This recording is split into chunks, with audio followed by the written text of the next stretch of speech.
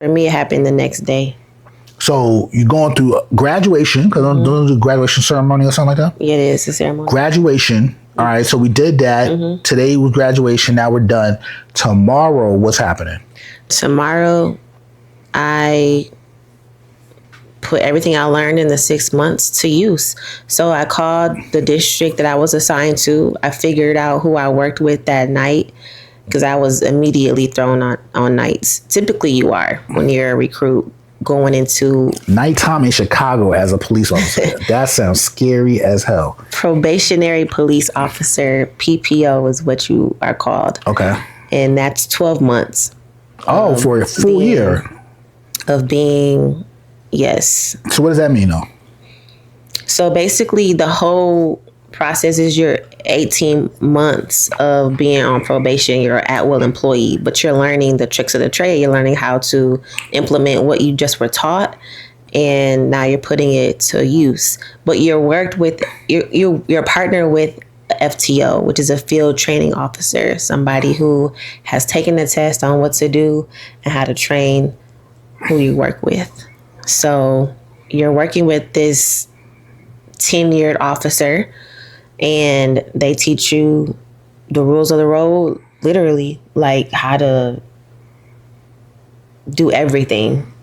But it's based on the job you go to. But you have to kind of come with what you know.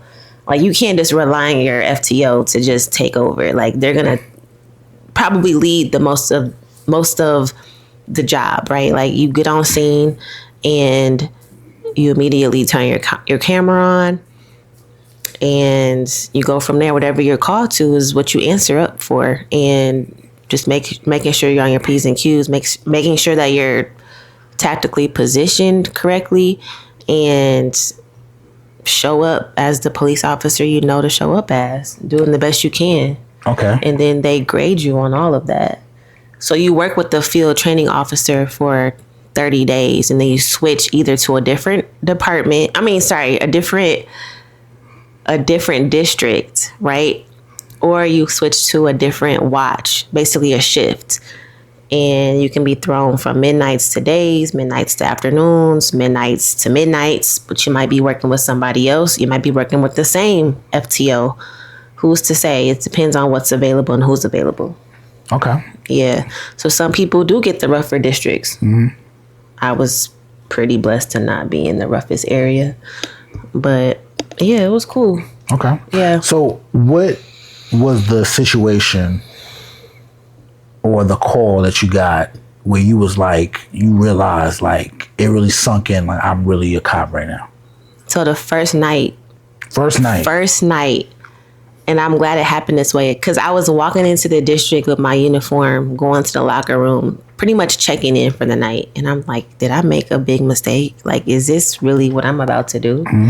The first call I got with my FTO, shout out to him, David Allegre, it was a robbery in progress.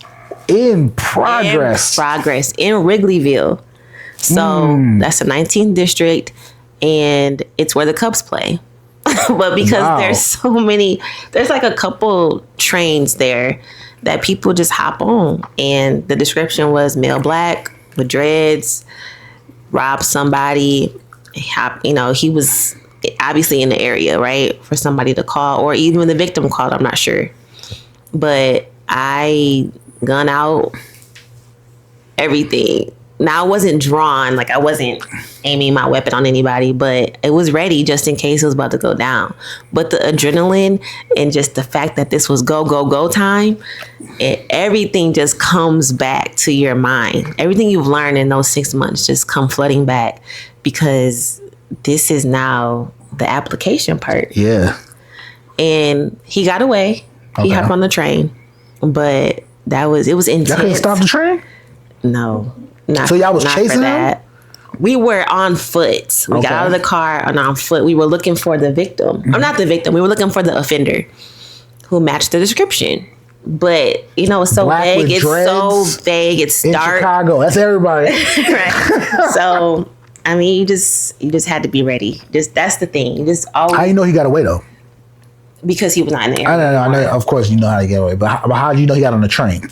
Oh, because I think they told us it was on the radio dispatch or something like that. He did get away on the train. Okay. Yeah, he took. That was probably the closest way out to. Okay. You know, when you commit a crime like that.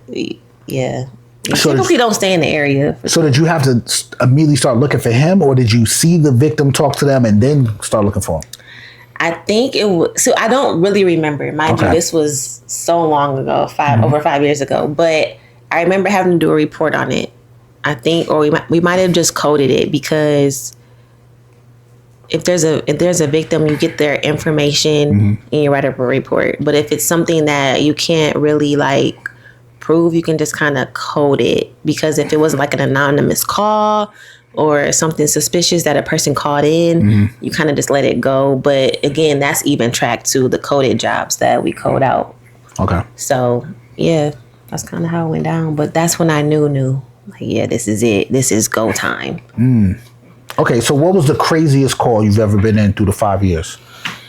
The craziest call, or at least top 3. Miss Flock, can you give me some of that grapefruit juice again? The craziest call that I remember, like it was yesterday, because there were many, was probably, there was a young black male who was about to jump from